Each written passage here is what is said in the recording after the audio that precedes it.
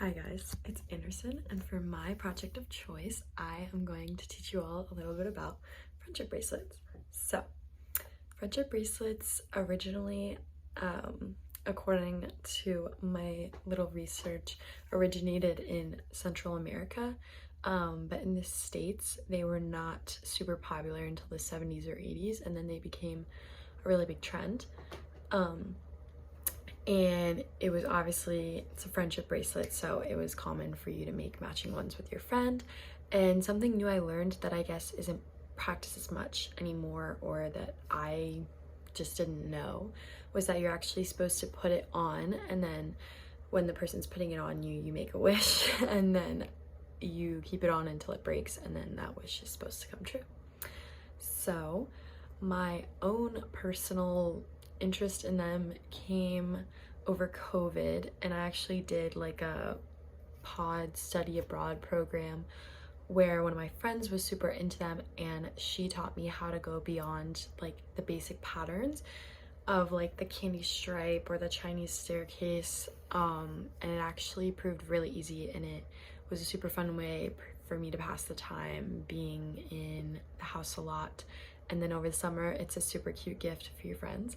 So I picked it back up again, and since I already have one started, I wanted to show you guys. So as you can see, it might be a little hard to see, but there's 3 colors and each have 2 strings.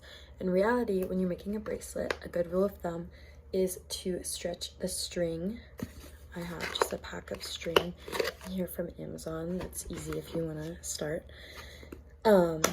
And stretch it about arm's length, and that's normally what you should need for most bracelets. So you cut each of the 3 colored strings if you're making a 3 color bracelet like I did, and then you just fold it over like that, and you would tie a little knot right here. After you tie your knot, you get into the actual bracelet making, and something that I learned was how to read patterns, and it's actually super simple. When I put it up, it might look a little bit complicated, but I'm just gonna explain how you read them. Okay, before I teach you how to read the patterns though, you're gonna have to know how to do a super simple knot. I just call it the 4 knot because as the pictures that should be on the screen, sorry, it's hard to film with one hand and do the bracelet.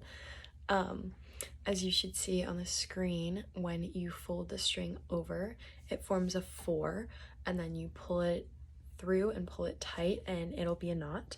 And so that's your basic stitch.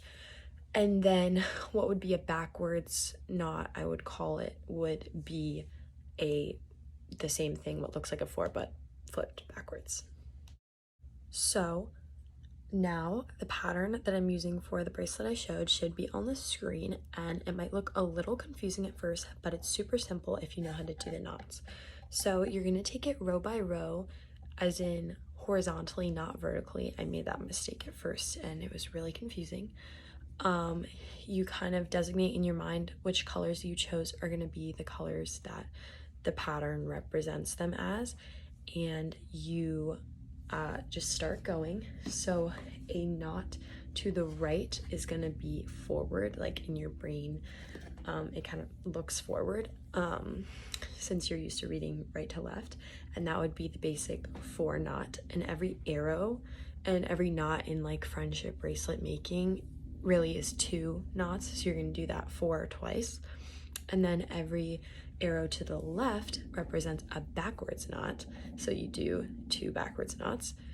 And then the arrow that has a little curve in it is going to be a stitch with both a backwards and a forwards, and you pay attention to if the arrow is going left first then right, that would be a backwards then a forward stitch, and vice versa. If the arrow goes left then curves to the right, that would, oh, I just said that. The arrow curves right and to the left, that would be a forward then a backward stitch. And you keep going through that. And as long as you try and focus on row by row and you know how to do the knots, it should be super. And just for clarification with the layout, when you see an arrow on top of a color, so like in this pattern, the teal is doing an arrow over the gray at the top, that means that you're using the teal to tie the knot onto the gray. And then also when you see those lines just at the edges of the row with no arrow on them, that just means that you're leaving that string out for that row and that set of stitches. And then you bring it back in as shown in the next row. So there you go. This is the bracelet with that pattern shown. It's a little bit hard to see since it's so short right now and I didn't use super contrasting colors. Also, the app, and I think it's just a website that I used to get a bunch of the patterns, is called Bracelet Book, and you can also just Google it. But that is hopefully something that some of you will enjoy, and thank you.